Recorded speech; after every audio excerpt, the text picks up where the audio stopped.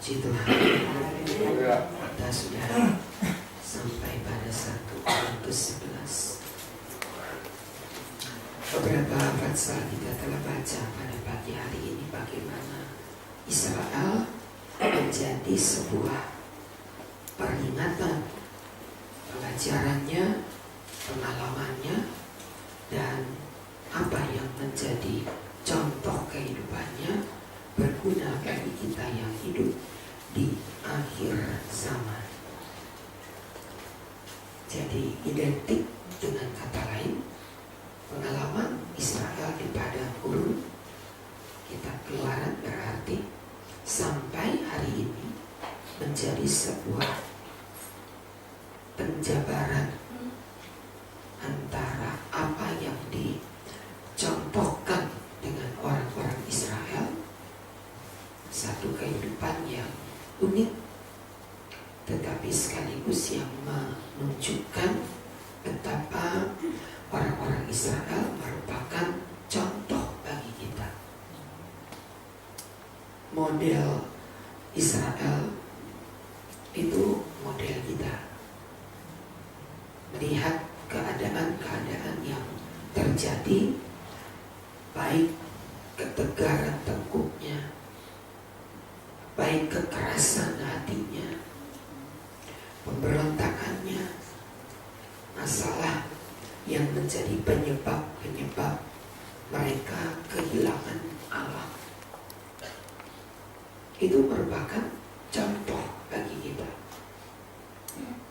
Tidak dapat diterjemahkan, tapi melihat akan apa yang dituliskan di dalam pasal yang ke-11,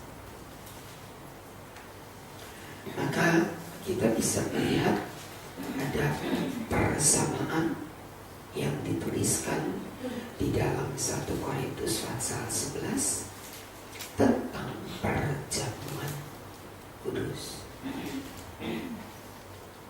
Dikatakan di dalam pasal yang ke-11 tadi, barang siapa yang makan dan minum, ayat 27, yang tidak layak, ia berdosa terhadap tubuh dan darah Tuhan. Pengalaman orang Israel, mereka mempunyai beberapa pengalaman dengan perjamuan. Ketika kita temukan di dalam kitab Keluaran pasal yang ke-16, Keluaran pasal 16, bagaimana roti yang diberikan kepada bangsa Israel, yaitu mana,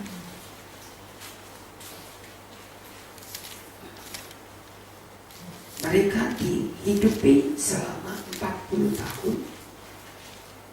Mereka bisa merasakan tubuhnya bukan semakin lemah, tapi semakin kuat. Mereka anggap embun beku, putih warnanya, bening, dan kecil sebesar ketumbar katanya. Dan roti ini turun dari surga. Semua orang harus mengumpulkan masing-masing menurut genggaman tangannya. Ayat 17, 18 dalam kitab Keluaran 16.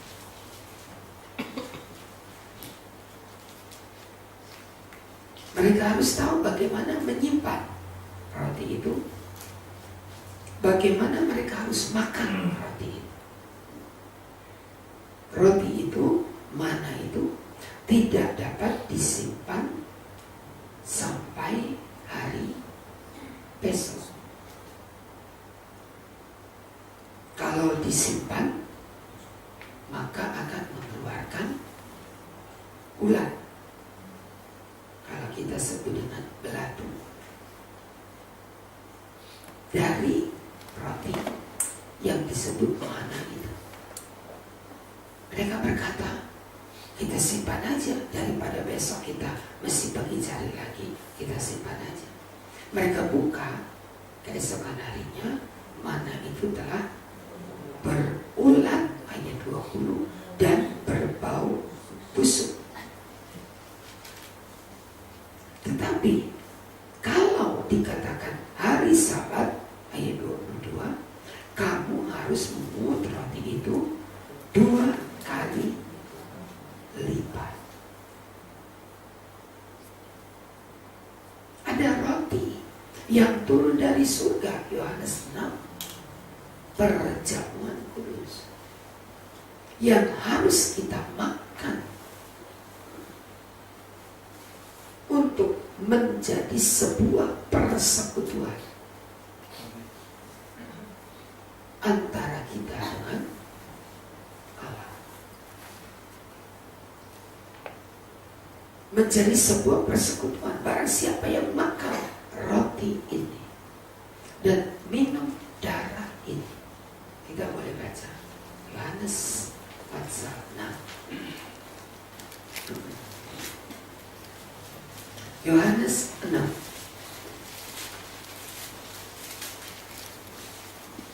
ayat 54. Barang siapa makan dagingku dan minum darahku, ia mempunyai hidup yang kekal, dan aku akan membangkitkan dia pada sama. Jadi sama juga. Jadi apa yang dilakukan oleh Israel itu adalah sampiran. Kalau bicara tentang puisi, maka ada bagian 2 baris pertama disebut sampiran. Baris berikutnya isinya. Kalau kamu makan dagingku dan minum darahku, ada jaminan. Kita nggak pernah sadar kalau kita makan dan minum tubuh dan darah Yesus itu sesuatu yang beradu di akhir zaman. Berbicara dengan keluarga Sarangi yang pada hari Minggu kemarin Ibu Sarangi kehilangan adiknya yang beberapa waktu lalu datang ke Bulakserai, ditemukan adik ini setelah sekian lama hilang. Dengan cara Tuhan dapat pertemukan melalui HP yang entah bagaimana bisa dipegang oleh temannya, teman adik Ibu Sarangi, dan setelah menemukan nomor Ibu Sarangi, mereka hubungi dan menyampaikan bahwa adiknya sudah dalam kondisi yang sangat prihatin. Tanpa berpikir panjang bagaimana Ibu Sarangi yang gak tahu Jakarta dituntun Tuhan sampai ketemu. Jauhnya dari Bulakserai sampai ke BSD, ya, sampai ke BSD, ketemu di sana. Nggak tahu itu BSD itu mana, tapi ketemu akhirnya. Dibawa ke Bulakserai, sempat tinggal beberapa hari dalam keadaan yang sangat buruk. Tapi dengan pertolongan Tuhan, kondisi adiknya itu membaik dengan cepat, dan ibunya yang datang membawa adik, bukan adik langsung ya, adik sepupu gitu ya, dibawa pulang ke Manado. Tapi dalam waktu beberapa hari di Bulakserai, di rumah keluarga Sarangi, pemuda ini terima Yesus. Injil sepenuh maksudnya. kondisinya begitu prihatin. Kami beberapa wanita bisa sempat menengok, mendoakan, dan kami gak pernah tahu itu adalah pelayanan yang berarti bagi pemuda ini. Sampai di Bitung, apa yang dia terima dalam pelayanan beberapa hari itu mengubahkan hidupnya. Benar-benar dari seorang yang cuma tahu nama Yesus sampai kenal pribadi Yesus. Beberapa hari, tidak lama, beberapa hari dilayani di rumah mereka di Bitung. Mereka bisa membawa untuk dekat, dan pemuda ini punya satu kerinduan, tidak punya kerinduan, tapi satu kerinduan, bagaimana caranya aku bisa diselamatkan. Kita nggak pernah tahu bahwa itu merupakan proses akhir hidupnya. Ia makan perjamuan, dan setelah ia makan perjamuan, ia meninggal. Hari Minggu kemarin dia meninggal. Tetapi saya berkata, bersyukur. Seperti kata yang dia ucapkan, terima kasih kepada Ibu Saragi, terima kasih Kak, kamu telah menemukan saya. Tuhan yang temukan. Lalu dimeteraikan dengan perjamuan kudus. Begitu selesai makan perjamuan kudus, mereka berdoa dan dia meninggal. Loh, katanya di sini barang siapa yang makan dagingku dan minum darahku, ia punya hidup yang kekal. Kok mati? Saya katakan bersyukur kepada Tuhan. Tuhan pulihkan dia, bukan cuma menyembuhkan, tetapi memulihkan dan menyelamatkan. Dalam keadaan pulih, Tuhan angkat dia. Bapak Sianipar pernah berkata menjelang akhir hidupnya, saya tidak minta sembuh. Begitu kata Pak Sianipar. Saya tidak minta sembuh, Ibu Kepala. Saya minta Tuhan angkat waktu saya bersih begini.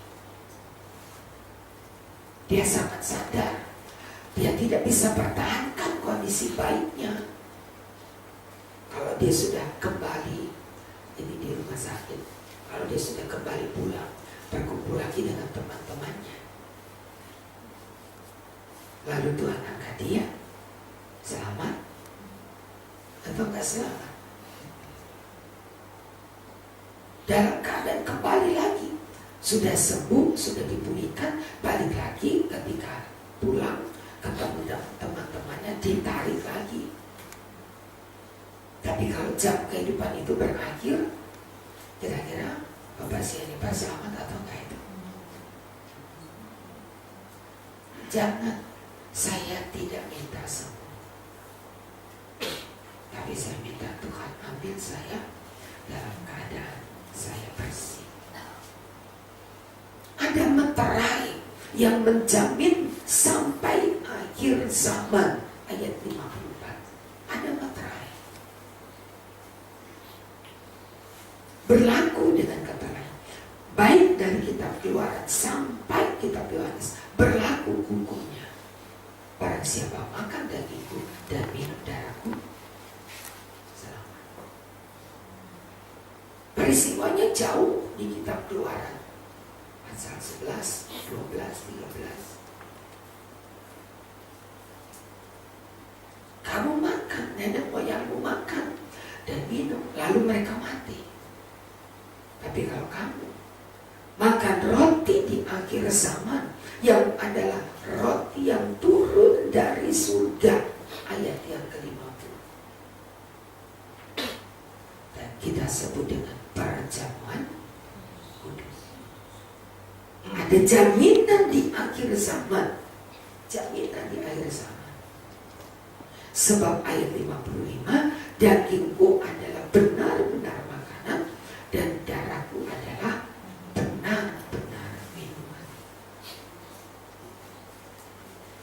bersyukur kita punya porsi. Kalau bicara akhir zaman, itu porsi kita. Amin. Firman Allah kalau kita baca tentang akhir zaman, itu adalah porsi yang harus kita lihat, kita perhatikan, dan kita bertumbuh di dalamnya. Mereka bisa makan mana, kenyang. Tiap-tiap orang, tidak ada yang nitip. Tiap-tiap orang berkata,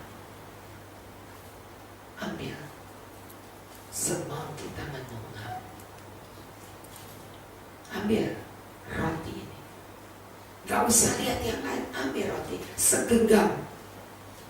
Dengan kata lain, semampu kita raih roti. Makanlah. Diambilnya cawan, didoakan, berkata, ini darahku, minumlah. Tidak ada yang pernah berpikir bahwa perjamuan yang kita laksanakan itu berlaku sampai akhir zaman. Bukan masuk lalu luar di zaman. Tidak. Ketika masuk, dia berada di dalam tubuh kita. Dan ada jaminannya sampai akhir zaman. Dianggap, kita seringkali anggap, oh perjamuan kudus biasa. Ya, kita akan masuk perjamuan kudus pada beberapa waktu yang akan datang. Jangan anggap biasa. Itu bekal kita di akhir zaman. Yang memanggari kita karena di dalam tubuh kita mengalir tubuh dan darah Yesus. Saya katakan kepada Ibu Sarangi, harus sangat bersyukur. Tuhan panggil adik bahwa tubuhnya boleh mati dikubur, tapi jiwanya sudah selamat. Coba dia nggak diketemukan, terhilang dalam keadaan terhilang Tuhan akan. Apakah itu bukan kematian kedua? Untuk akhir zaman ini porsi kita. Tapi firman Allah berkata, aku membangkitkan dia pada akhir zaman. Bagian kita adalah kebangkitan gereja Tuhan di akhir zaman. Dengan tubuh dan darah Tuhan, maka itu menjadi kebangkitan kita di akhir zaman. Kebangkitan kedua nanti. Tapi sekarang dengan perjamuan kudus, jemaat Tuhan harus bangkit. Karena itu adalah porsi kita. Kalau makan dan minum perjamuan dan kita gak bangkit, lalu apakah kita gak percaya, kata Korintus, tidak mengakui bahwa tubuh dan darah Yesus itu roti biasa, itu anggur biasa. Ketika kita tidak mengakui, maka kita tidak alami kebangkitan. Tapi kalau kita akui tubuh dan darah Yesus, maka itulah yang membangkitkan kita. Mari saudara, hadapi perjamuan dengan paradigma yang berbeda. Aku butuh perjamuan. Aku perlu perjamuan. Aku yakin dengan perjamuan karena di dalamnya itu bukan roti, bukan anggur, tapi itu tubuh dan darah Yesus. Dan janji yang disampaikan, tubuh dan darah Yesus membangkitkan aku. Betapa lemahnya saudara, betapa tidak mampunya, kondisi-kondisi yang terburuk, keadaan-keadaan yang hancur, keadaan gagal, keadaan rusak dan sebagainya. Dengan tubuh dan darah Yesus ada jaminan aku dibangkitkan. Itu kekuatan. Sebab dikatakan ayat yang ke-56 Yohanes 6, barang siapa makan dagingku dan minum darahku, ia tinggal di dalam aku dan aku di dalam. Barang siapa makan dagingku, bukan makan roti, makan dagingku dan minum darahku, bukan makan roti dan minum anggur, tapi makan dagingku sungguh Tuhan. Kita bandingkan ayat tadi 1 Korintus 11.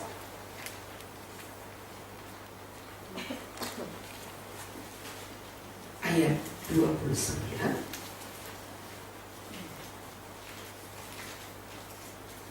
Dari ayat yang ke-26 bergantiannya. Sebab setiap kali kamu makan roti ini dan minum cawan ini, kamu memberitakan kematian Tuhan sampai Ia datang. 27. Jadi barang siapa yang makan roti atau minum cawan Tuhan, ia berdosa pada tubuh dan darah bersama. Karena itu hendaklah tiap-tiap orang menguji dirinya sendiri, baru sesudah itu ia makan roti dan minum dari cawan. 29. Karena barang siapa makan dan minum tanpa mengakui Tuhan, ia mendatangkan hukuman atas dirinya. Barang siapa yang tidak mengakui, biasa kok. Sebab itu kalau bangsa Israel mau makan Paskah, mereka persiapkan dirinya. Mereka persiapkan, benar-benar persiapkan. Mereka bersihkan rumahnya. Kata bersihkan rumahnya luar dalam. Mereka benar-benar bersihkan rumahnya. Mereka benar-benar bersihkan rumah hatinya. Itu benar-benar. Domba Paskah disimpan pada tanggal 14. Dan pada hari ke-10 disimpan, pada hari ke-14 disembelih. Disimpan. Domba Paskah itu baru dipotong pada hari yang ke-14, pada tanggal yang ke-14. Simpan pada hari yang ke-10. Sampai hari ke-14 disimpan, itu arti kata dipersiapkan. Ketika kita nggak mempersiapkan diri, maka perjamuan artinya tidak kita akui. Maka di manakah arti aku tinggal di dalam Dia dan Dia di dalam aku? Kalau ada tubuh dan darah Tuhan di dalam kita, maka Dia adalah tubuh dan darah Tuhan yang menghidupkan kita. Aku saudara, kekuatan itu kita terima, kehidupan kita terima, kesembuhan kita terima, kuasa kita terima, pengampunan dosa kita terima. Dan ketika kita makan dan minum berjamaah, bagian porsi kita akhir zaman, tiap kali kamu makan dan minum tubuh dan darah Tuhan, kamu dibagikan. Yang itu yang kita butuhkan. Kalau pelajaran ini katanya adalah pelajaran tentang perjalanan orang Israel, maka apa yang berlaku di antara orang Israel kalau kita tidak menjaga? Loh, itu tadi katanya di dalam Keluaran ketika disimpan esok harinya berulat. Apa artinya? Firman Allah bukan untuk disimpan, tapi firman Allah dilakukan. Kalau cuma simpan firman Tuhan, parisi kita. Kau tahu ayatnya, kau tahu. Baru sebut bacanya, kau tahu. Cuma simpan, tidak melakukan, maka itu menjadi ulat. Firman Tuhan yang cuma disimpan, tapi tidak dilakukan.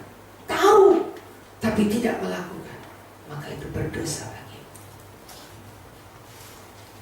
Firman Allah bukan untuk diketahui saja, tapi untuk dilakukan.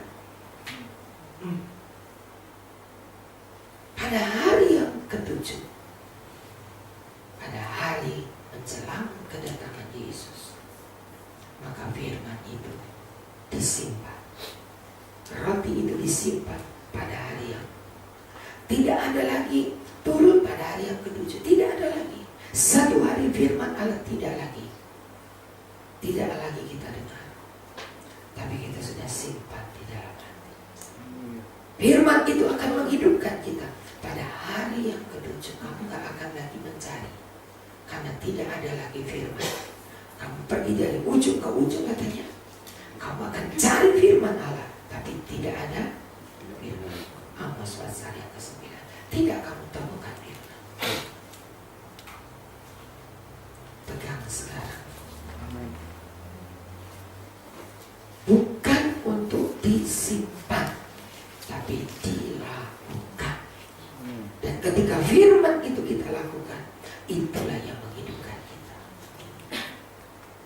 Contoh perjalanan orang Israel. Satu di antara perjalanan yang kita ambil pagi hari ini adalah perjalanan roti yang masih sisa, kata di dalam Keluaran, dibungkus dengan kain, lalu mereka angkat di atas bahunya, lalu mereka jalan keluar dari Mesir.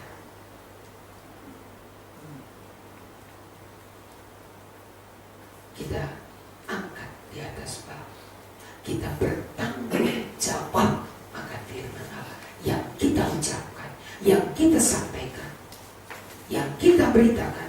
Kita bertanggung jawab dalam perjalanan kita keluar dari Mesir. Kita bertanggung jawab akan firman Allah yang sudah kita ucapkan. Oh, bisa berkhotbah loh. Berarti tahu dong firman Tuhan. Kita punya tanggung jawab. Jangan aku yang memberitakan. Kemarin baru kita baca, aku yang terbuang. Jangan aku yang memberitakan, aku yang terbuang. Sebab cuma bisa ngomong, tapi tak bisa melakukan. Farisi dan Allah musnahkan orang Farisi. Kiranya Tuhan hadapi perjamuan besok dengan satu pengakuan yang pasti, tubuh dan darah Yesus yang kubutuhkan untuk aku bangkit di akhir zaman ini. Mari kita berdoa.